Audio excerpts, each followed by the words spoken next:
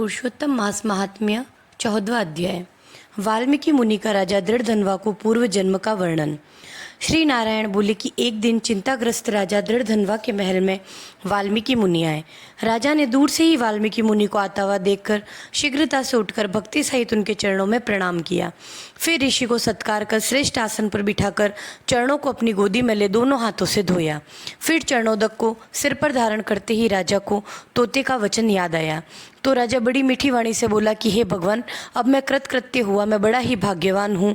आज मेरा जन्म तथा मनोरथ सफल हुआ। आपके दर्शन से मेरा वेदाध्ययन आदि सफल हो गया है। हे संसार को पावन करने वाले, मैं अपने सौभाग्य का क्या वर्णन करूँ।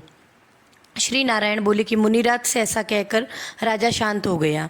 तब वाल्मीकि मुनि राजा को विनय युक्त देखकर मन में बड़े ही प्रसन्न होकर बोले कि हे राजन, तुम इतने चिंता से व्याकुल क्यों हो? तुम्हारे मन में क्या है सो बताइए। हे महामते, जो कुछ हिस्सा हो वो कहिए। दृढ़धनवा बोले कि आपके चरणों की कृपा से मुझे सदा ही सुख है, परंतु हे ज्ञानधन, मेरे मन में एक बड़ा ही भारी भ्रम है। जो वन में तोते ने कहा था उस शूल को दूर कीजिए। एक समय मैं शिकार खेलने के लिए घोर वन में चला गया था और वहाँ घूमते हुए मुझे एक तालाब नजर आया। उसका ठंडा जल पीने के बाद मैं श्रम दूर करने को मैं एक बड़े वट वृक्ष के नीचे उसकी शीतल छाया में बैठ गया। उसकी छाया मन और नेत्रों को अत्यंत सुखदायी थी। उस वृक्ष पर मैंने एक मनोहर तोता देखा। जब मैं वहाँ रहा तब तक वह तोता मेरे आगे एक ही श्लोक पढ़ता रहा कि राजा, तू पृथ्वी पर अत्यंत सुख को देखकर तत्व की चिंता नहीं करता, तेरा कैसे उद्धार होगा। उसकी इस वाणी को सुनकर मैं अत्यंत विस्मित हो गया। हे ब्राह्मण, तोते ने जो कहा है वह मैं नहीं समझ पाया। यही मेरे हृदय का संदेह है, इसे ही आप मेटने में समर्थ हैं। मेरे राज्य में सभी सुख है, प्रतिभाशाली चारों पुत्र हैं, मनोहर पतिव्रता स्त्री, हाथी, घोड़े, रथ और पैदल चतुरंगिणी सेना है।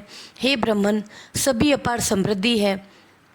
यह मेरे कौन से पुण्य का फल है, यह सब संक्षेप में विचार कर कहूँ।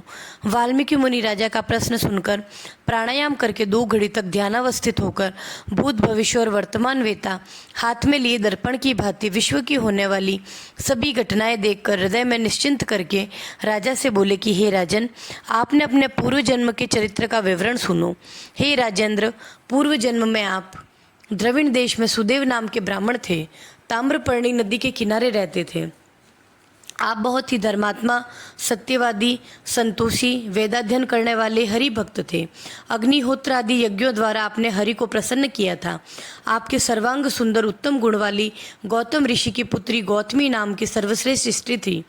जैसे पार्वती जी शंकर की सेवा करती है, वैसे ही वो गौतमी अपने पति की प्रेम से सेवा करती थी। गृहस्थ धर्म में चलते हुए दोनों को बहुत समय बीत गया, किंतु संतान सुख प्राप्त नहीं हुआ। एक दिन सुदेव आसन पर बैठा हुआ अपनी स्त्री की सेवा कराता हुआ दुखित वाणी से बोला कि हे सुंदरी, संसार में पुत्र से अधिक बढ़कर कोई सुख नहीं है।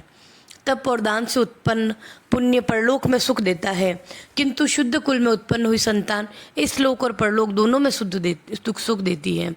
ऐसी श्रेष्ठ संतान मुझे प्राप्त न होने के कारण मेरा जीवन निष्फल है, क्योंकि पुत्र का ना तो लालन पालन किया, ना वेदार्थ पढ़ाया, ना विवाह आदि संस्कार किया, अतः मेरा जन्म वृथा ही है। ऐसे जीवन से मेरी मृत्यु हो जाए तो अच्छा होगा। अपने पति के ऐसे वचन सुनकर वह सुंदरी मन में बहुत दुखी हुई। प्रिय भाषणी, चतुर, धीरज धरकर पति को ढाढ़स बंधाते हुए बोली कि हे प्राणेश्वर, अभी ऐसी तुच्छ बात मत कीजिए। आप जैसे वैष्णव भागवताचारी मोह रूपी जाल में नहीं पड़ते हैं। हे द्विज, आप सत्य कर्म में लीन हो, सत्यव्रति ही स्वर्ग को जाता है। हे सुव्रत, आप जैसे ज्ञानी पुरुष पुत्र सुख की इच्छा नहीं करते। हे ब्राह्मण, पहले राजा चित्रकेतु जब पुत्र शोक में दुखित हुआ तब नारद और अंगिरा मुनि ने आकर उन्हें पुत्र शोक से मुक्त किया था। जिस प्रकार अंगराज अपने दुष्ट पुत्र बहन के कारण रात्रि में वन को चला गया था, वैसे ही हे स्वामी, कभी कभी संतान भी दुखदायी हो सकती है। यदि आपको सुपुत्र की इच्छा हो तो सब अर्थ देने वाले हरि जगन्नाथ की आराधना करो। हे ब्राह्मण, जिनकी आराधना करके महर्षि कदर्म ने सांख्य के आचार्य योगियों में श्रेष्ठ कपिल देव को प्राप्त किया। इस प्रकार अपनी पत्नी के वचन सुन वह ब्राह्मण मन में निश्चय करके पत्नी सहित ताम्रपर्णी नदी के किनारे गया।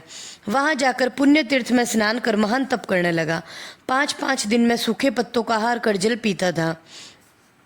ऐसे तप करते हुए उस तपोनिधि को 4000 वर्ष बीत गए। हे ब्रह्मन, उसके तप से जब तीनों लोग कांप उठे, तब उस सुदेव का महान उग्र तप देखकर शीघ्र ही गरुड़ पर सवार हो भक्तवत्सल भगवान प्रकट हुए।